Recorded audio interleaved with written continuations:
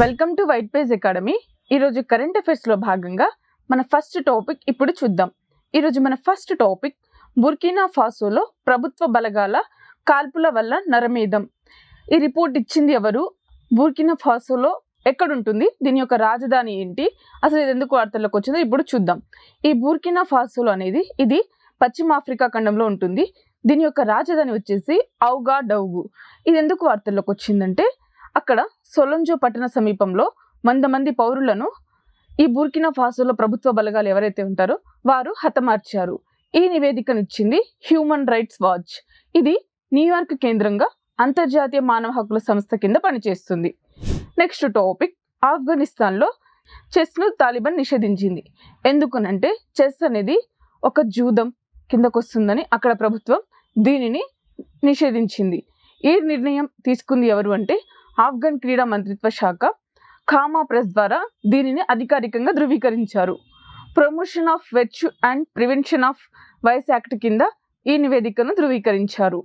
Next topic, ప్రపంచంలోనే అత్యధిక హిమపులుల సాంద్రత లడఖ్లో నమోదైంది. అయితే మొత్తం ఎన్ని మంచు చిరుత పులులు ఉన్నాయంటే 718. మంచు చిరుతలు అత్యధికంగా ఉన్న ప్రాంతం ఏది అంటే లడఖ్. ఇదేంటి డెన్సిటీ పరంగా. అదేవిధంగా ఈ స్నో లెపర్డ్స్ సైంటిఫిక్ నేమ్ ఏంటంటే పాంతీరా యూనికా. నెక్స్ట్ టాపిక్, కాన్లోవోస్ అగ్నిపర్వతం విస్ఫోటనం. ఈ కాన్లోవోస్ అగ్నిపర్వతం ఎక్కడ ఉంది, ఏ దీవిల సమీపంలో ఉందో ఇప్పుడు చూద్దాం. ఈ కాన్లోవోస్ అగ్నిపర్వతం ఇది ఫిలిప్పైన్స్లో ఉంది, నీగ్రోస్ దీవిలో ఉంది. అక్కడ ఈ అగ్నిపర్వతం బద్దలవుతూ వార్తల్లోకి వచ్చింది. నెక్స్ట్ టాపిక్, కర్ణాటక ఇన్స్పేస్ ఒప్పందాలు. కర్ణాటకకి ఇన్స్పేస్కి మధ్య ఒప్పందం కుదిరింది. ఇన్స్పేస్ అంటే Indian national space promotion and authorisation centre. ఆ ఒప్పందాలు ఏంటంటే స్పేస్ టెక్నాలజీ ఎక్సలెన్స్ ఏర్పాటు మరియు పబ్లిక్ ప్రైవేట్ భాగస్వామ్యంతో స్పేస్ మ్యానుఫ్యాక్చరింగ్ పార్క్ ఏర్పాటు మధ్య ఈ కర్ణాటకకి ఇన్స్పేస్కి మధ్య ఒప్పందం కుదిరింది. నెక్స్ట్ టాపిక్, డ్రోన్లకు అనుకూలమైన క్వాంటమ్ కీ డిస్ట్రిబ్యూషన్ టెక్నాలజీ అభివృద్ధి C.Dot సెనర్జీ క్వాంటమ్ పై MOU సంతకం. C.Dot అంటే సెంటర్ ఫర్ డెవలప్మెంట్ ఆఫ్ మరియు సినర్జీ ఇన్ ఇండియా మధ్య సహకార ఒప్పందం కుదిరింది. ఈ ఒప్పందం ద్వారా డ్రోన్ ఆధారిత క్వాంటమ్ కీ డిస్ట్రిబ్యూషన్ టెక్నాలజీ అభివృద్ధికి సంయుక్తంగా ఏర్పాటు చేయనున్నారు.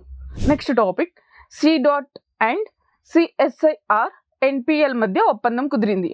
ఆ ఒప్పందం ఏంటో, దేనికి ఆ ఒప్పందం జరిగిందో ఇప్పుడు చూద్దాం. క్వాంటమ్ మరియు క్లాసికల్ కమ్యూనికేషన్ టెక్నాలజీ అభివృద్ధి ప్రోత్సాహం కోసం ఈ C.Dot మరియు CSIR NPL మధ్య ఒప్పందం కుదిరింది. CSIR అంటే council of scientific and industrial research అని అర్థం. Next topic, లికాన్. లికాన్ అంటే ఫుల్ ఫామ్ ఏమిటి, ఇది ఎందుకు వార్తల్లోకి వచ్చిందో ఇప్పుడు చూద్దాం. లికాన్ అంటే లైట్ మైక్రోస్కోపీ బేస్డ్ కనెక్టోమిక్స్. నానో స్థాయిలో మెదడు నాడి సంబంధిత మ్యాపింగ్ చేయడానికి ఉపయోగించే ఆధునిక టెక్నాలజీ ఉంటుందో ఈ లైట్ మైక్రోస్ బేస్డ్ దాని ద్వారా దీనిని అభివృద్ధి చేశారు.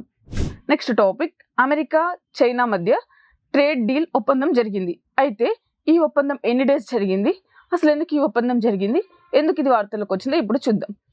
చైనా మరియు అమెరికా దిగుమతులపై విధిస్తున్న సుంకాలను 125% నుంచి 10%కి తగ్గించింది. అదేవిధంగా అమెరికా చైనా దిగుమతులపై విధిస్తున్న సుంకాల నుంచి 145% నుంచి 30%కి తగ్గించింది. ఈ సుంకాల తగ్గింపు ఒప్పందం ఎన్ని డేస్ పాటు జరిగిందంటే 90 డేస్ ఒప్పందం.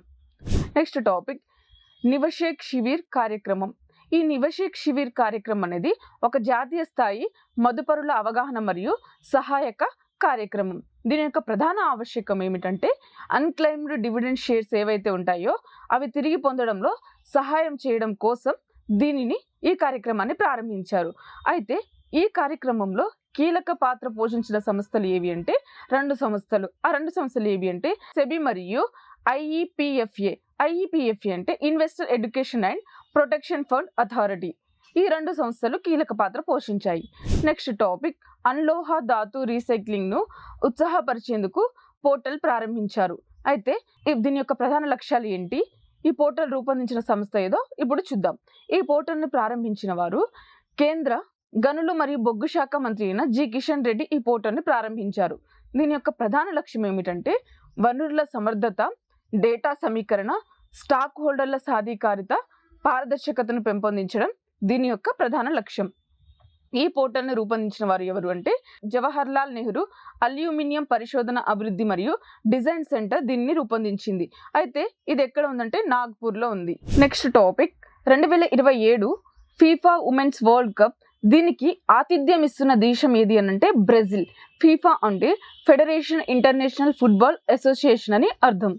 నెక్స్ట్ టాపిక్ సెకీ నూతన చైర్పర్సన్గా ఇటీవల నియమితులైన వారు ఎవరు అంటే సంతోష్ కుమార్ సారంగి.